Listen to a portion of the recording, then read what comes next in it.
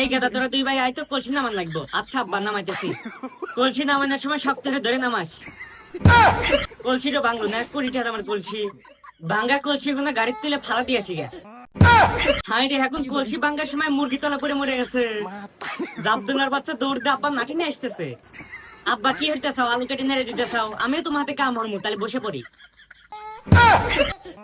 জাবদুল্লাহ এটা কি হলো? আলুর উপর বসে আলু ভর্তা বানা হারালো। টিনের চালের উপরে আলু নেড়ে দেই। এ হে, আলুর ডালা পড়ে গেছে রে। হেই, আরো জোরে হেই উঠুক। কি কাম রইলো? বস্তা গুলো সব বাদাম পড়ে গেল।